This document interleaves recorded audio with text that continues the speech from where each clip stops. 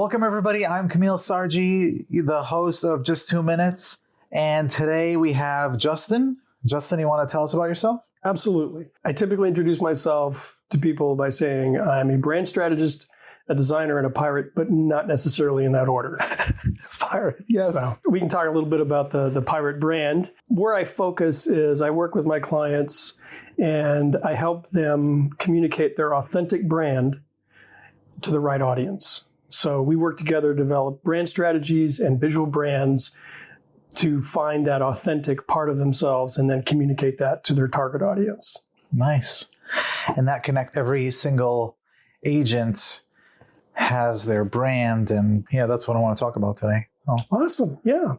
I've actually worked with a few real estate agents. Nice. Independent ones to help them find that unique thing about what they do and who they are and then communicate that, because it's hard to distinguish yourself in the marketplace, whether you're a real estate agent, whether you're an accountant, whether you're a tattoo artist, whether you sell medical devices, no matter what you do, people are looking for a way to get their authentic self across so that they can distinguish themselves and connect with the people that resonate with that brand.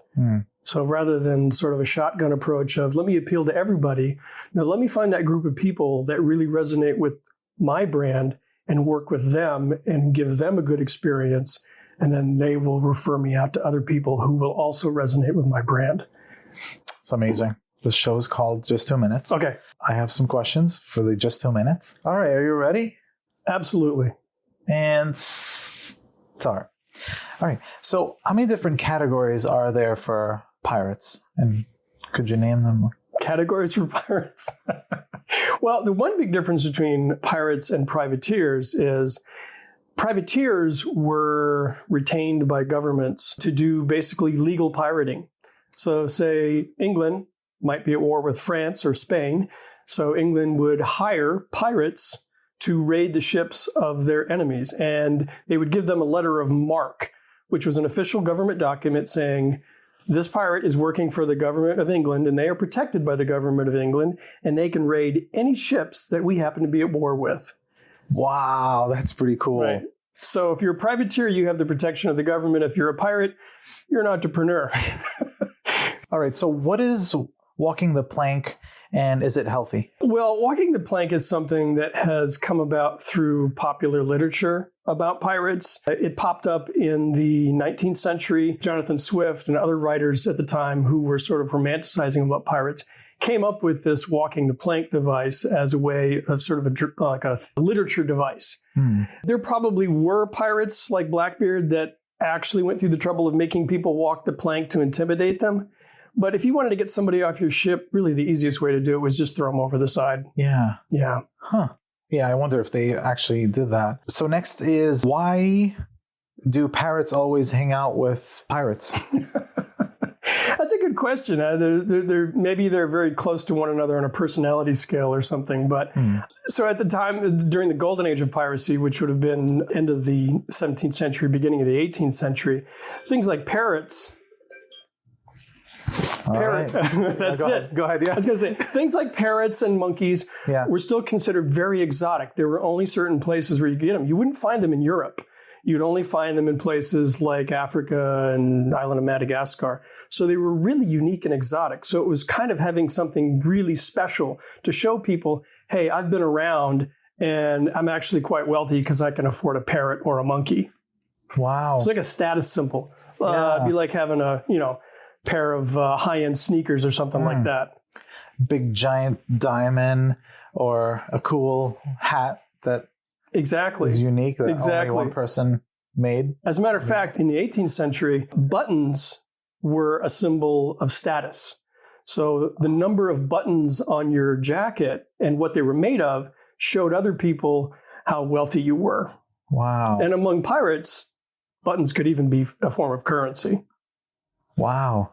Yeah, it's cool. I'm sure you know a lot about pirates, so that's why I thought I'd ask you these. I appreciate that. Okay, we'll talk about pirates in a second. So branding. Why do you think it's important for someone to just focus on an audience or niche? Like, why do you think that's important versus like shotgun approach. Right. It's difficult because convincing a client to niche down their market focus, it makes them feel like they're leaving something off the table.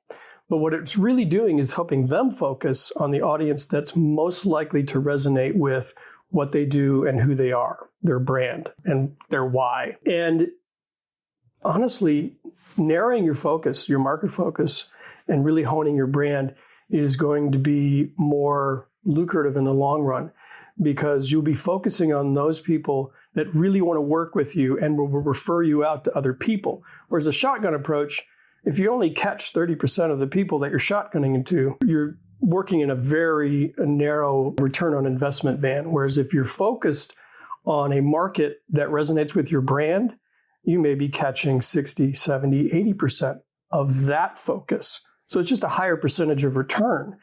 And I think the experience is better too because, narrowing your focus allows you to work with people who really want to work with you and who you really want to work with. And it eliminates a lot of the market space that's a better fit for somebody else. Okay. So if they're focusing just on that, right, and try to capture as much of that audience who they're branding themselves to, would they refuse others or not really take on others that don't match their criteria? I mean, that's really more of a business decision for the individual, who they want to take on and who they don't.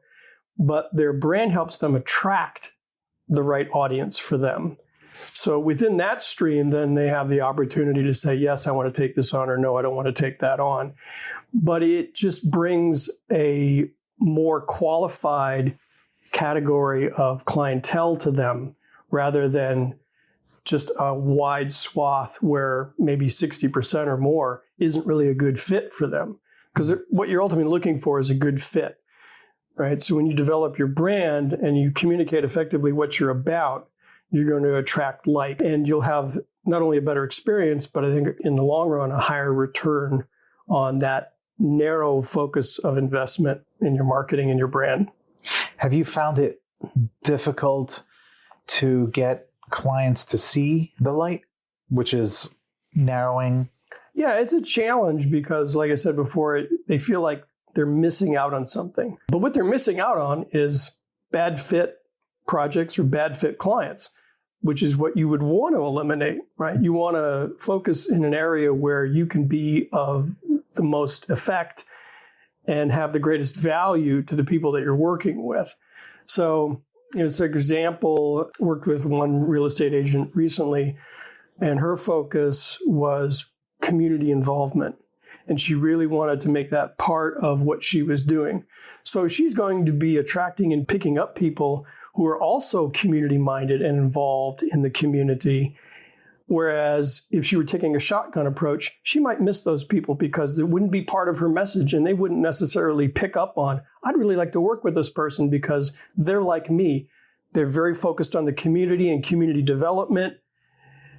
And we really work with people that we like to work with. I mean, certainly being competent in what you do is important and having the right skills is important. But at the end of the day, we like to work with people that we like and people that we resonate with. So part of branding and narrowing that focus is finding those people that resonate with you. They're going to have a much better experience, which is going to increase the likelihood word of mouth from them is going to bring in even more people that will resonate with that brand. Okay. For real estate agents, it's anybody who wants to sell, buy, or invest in real estate. Sure. So, but let me ask you this question. Okay, so you've branded yourself as, Gold Door Realty, right? Yep. Why Gold Door? What is that? What kind of message are you trying to send out by making that part of your name and part of your brand? Oh, no, you're interviewing me. I'm sorry, is that not allowed? Okay. No, it's okay. Yeah, I guess the vision I had years ago was building something for the people, because I was the people, making it unique, making it super techy, ton of support, more money in people's pockets, and more, being creative and coming up with ways to help them be successful, whatever that is to them. Okay.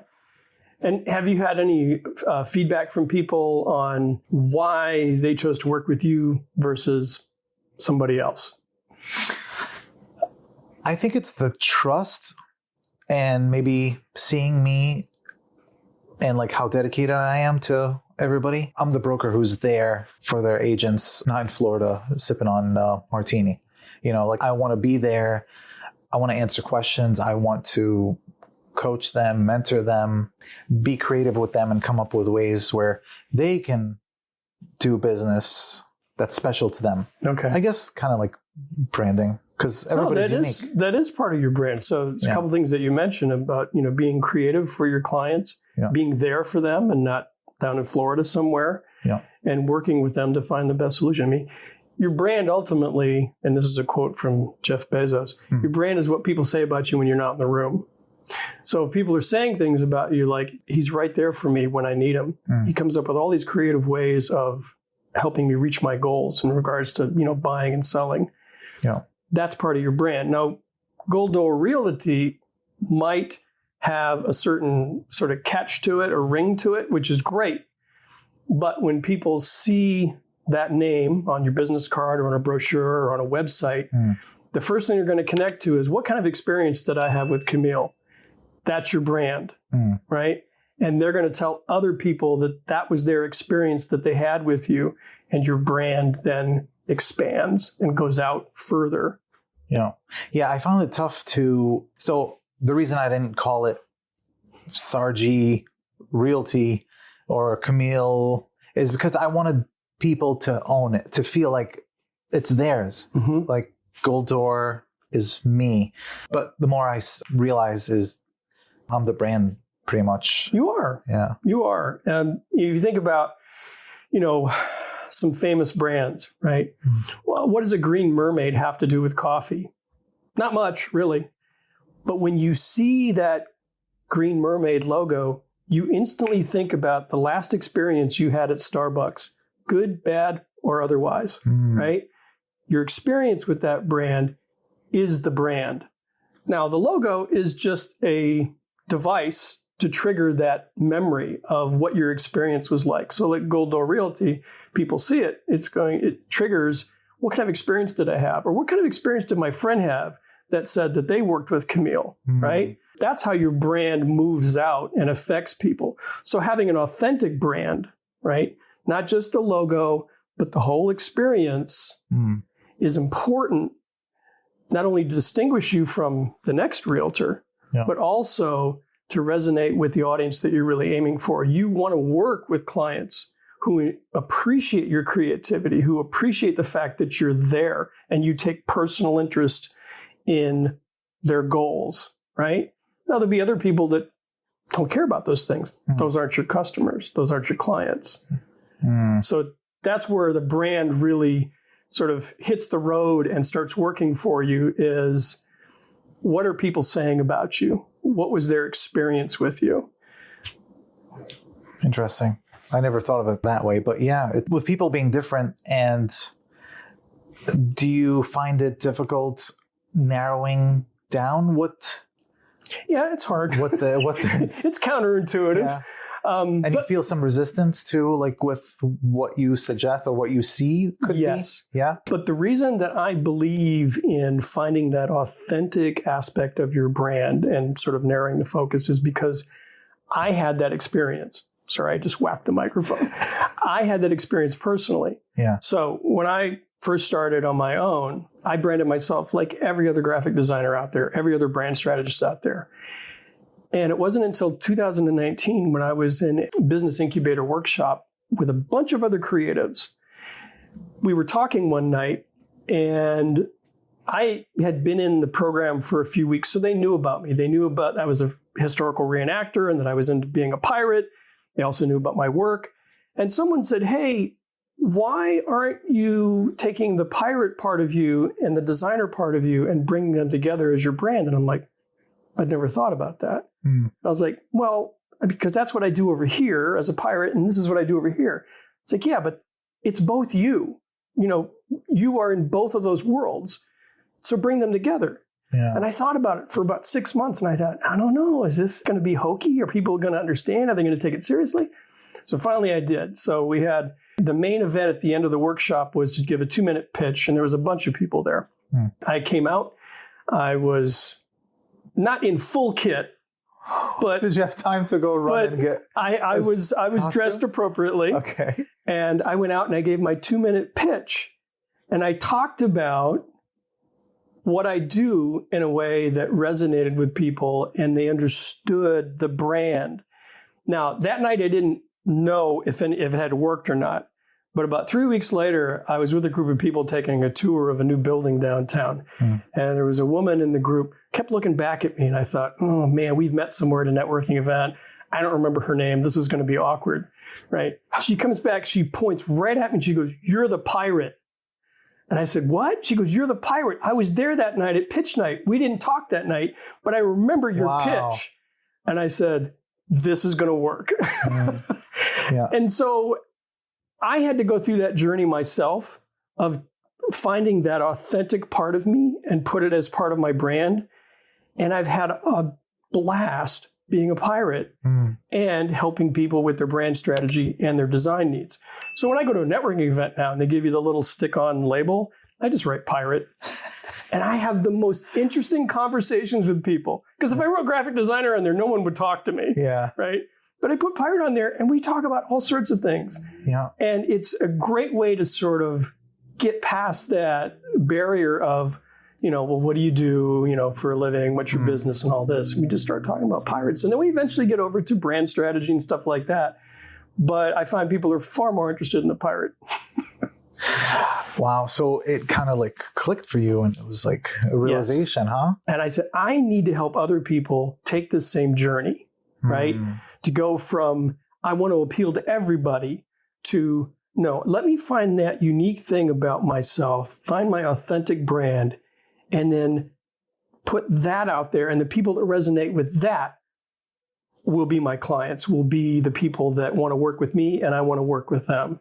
So I went through the same process, and I want to help other people go through that same process as well. And some of them, get it more than others. The ones that do, it's awesome, Wow. So you finding that realization must have been freeing to be able to be yourself. And yes. Do you see that like once it clicks for your clients, they're like, that they feel like they can be themselves instead of this title. Right.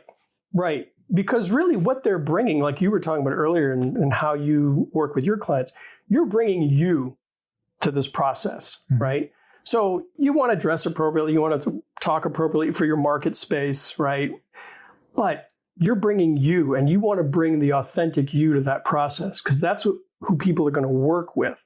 If you bring a facade, they're going to see through that pretty quick. Yeah. So you might as well bring your authentic you because that is your brand and that is what people you're either going to enjoy working with or say, yeah, this isn't for me. Let me go find somebody else. And that's fine. Anybody who has spent more than 5 minutes in marketing knows the golden rule. It's like, you're not marketing to everybody.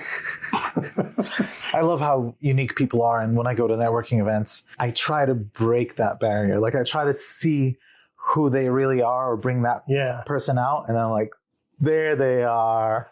It is awesome. It is awesome when you can get to that. Yeah. And I used to network with this fellow who sold life insurance, right? The most exciting thing you could ever do, sell life insurance, right? So what he used to do is he would go to networking events and he would write on his name badge, time traveler. So of course people were like, tell me about time traveling. And he used it as a way of talking about, look, I help people prepare for that point in the future that they don't want to really think about, but they need to, right? So if you could go back, and tell your younger self, hey, you should have life insurance because here's all the reasons why it's important for the people around you. That's my job, is to help them time travel and understand the value of life insurance. And I'm like, yeah, I like that. Wow. And that set him apart. And it allowed him to have conversations with people about what was really important. The policy is the policy, but what's really important is their loved ones who were going to benefit from that policy. It was all about connections. It was all about connecting with other humans. So he brought his authentic self to that process, and out came Time Traveler. Wow. So back to real estate agents, there's like 6,500, last I checked, agents in Rhode Island. Out of those 6,500, someone or a bunch might be focusing on that niche that the person who's trying to create their niche is focusing on. So how to deal with that, or how do they feel more confident? Like, because if that was the case, like, let's say firefighting, that's my thing.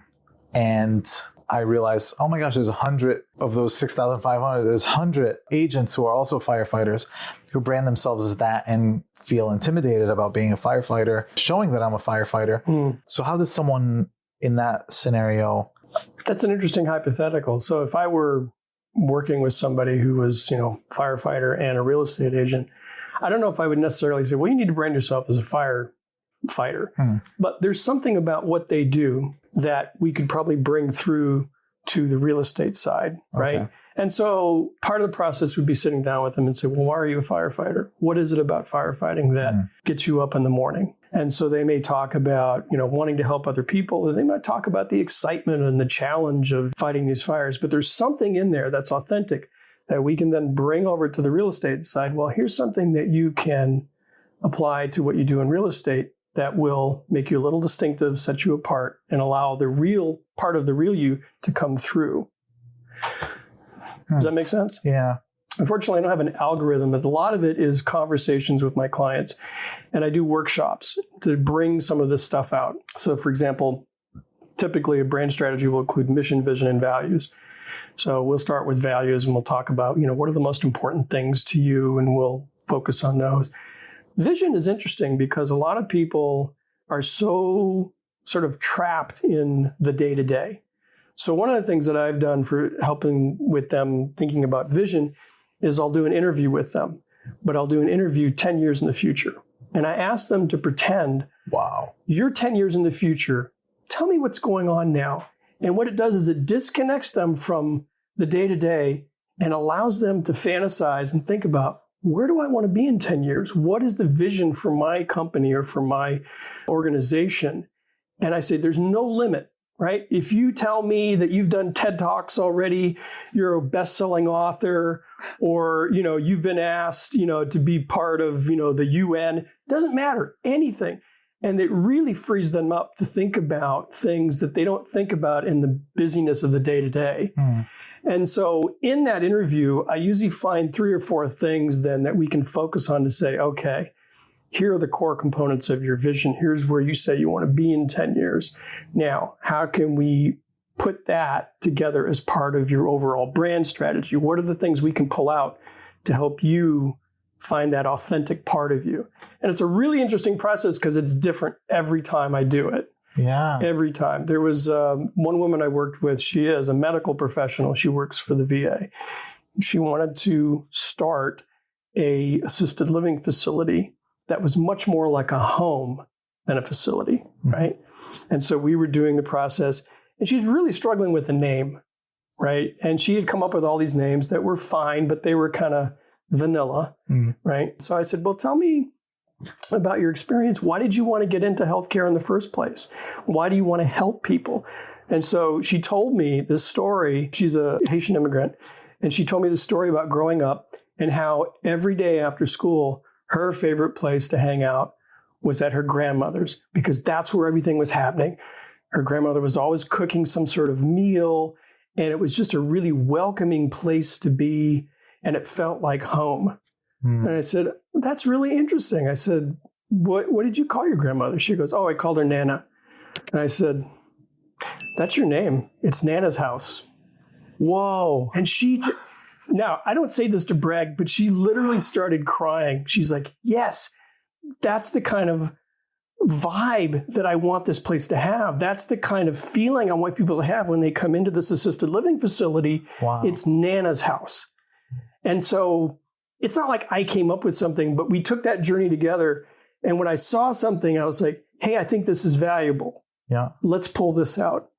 And it clicked. So those are the kind of experiences I like to have with my clients because it is like going on a journey, right? Or think about it like a road trip, right? Yeah. You're going from, here to the coast, and what makes the trip interesting is the things that you discover along the way, right? And the experiences you have as you make this trip. It's the destination, but it's really what's happening along the way. And what are the things that later on, when you're telling people about this journey, what are the stories you're telling them, right? Oh, we stopped at this place and they had like the biggest ball of yarn in the world, or, it's just something that is important to them to communicate the value of that journey, right? Those are some of the things that I do with my clients, which I have a lot of fun with. I really do like that part of what I do. It does sound really cool. Let's say they find that niche. Aside from like going out and meeting people, networking events, and saying, what's a good way for them to promote that? There's about 1 million different ways to market yourself. I personally think that a website is an important hub. It doesn't matter how big or how small your organization is. People will come to your website to sort of vet you and figure out, like, are you legit? What are you about?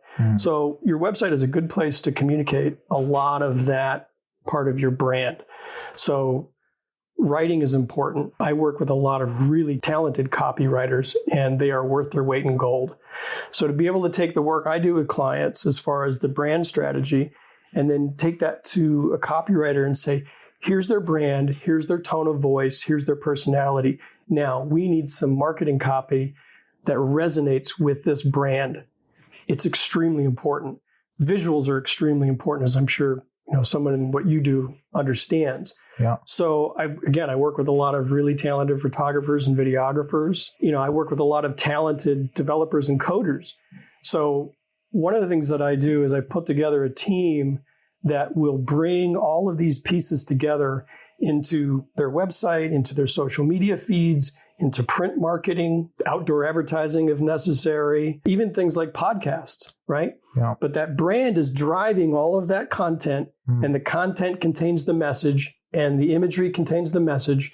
And when it's all working together, it's like an orchestra, right? And you want something like the Boston Pops that's communicating your message, and not a junior high band, right? Yeah. So you want to make sure that this is all working together and is communicating the right message to the right audience. So I really love what I do, but I stay in my lane. So I get to work with all of these other talented people, like copywriters, marketing experts, social media people, photographers, videographers, SEO people, to help bring that whole thing together and get it communicated in an effective way.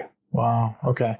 So the marketing is not like cookie cutter type of thing. It's got to be unique to what their niche is.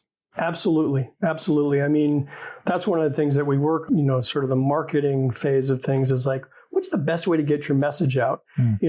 Website's important, but outside of that, does it make sense to be on social media? Well, which channels, right? Is direct mail work for you, right? Does speaking engagements, maybe that's the best way to get your marketing out. It really depends on who the audience is that they're trying to reach. Because if you can figure out where the audience is hanging out, you can target your marketing to the audience. It's not a cookie cutter process at all. It's like trying to figure out okay, where's your audience? Well, let's go to them, right? Like I said, there's 1,000 different ways to market yourself. The trick is finding the most effective way to do it, because not everybody's got $1 million to market, right? So you got to make those dollars work. What's the term rebranding to you? Like, how would you? I think one way to look at it might be like a house renovation, right? You find a place and it's the right location and it's got good bones, the structure's there, but man, it needs a lot of help, right? Because it's sort of past its prime and, the essence of it is there, but you really need to rework it. So, you got the place, you redo the electrical, the plumbing, you paint everything, and you restore the house, right?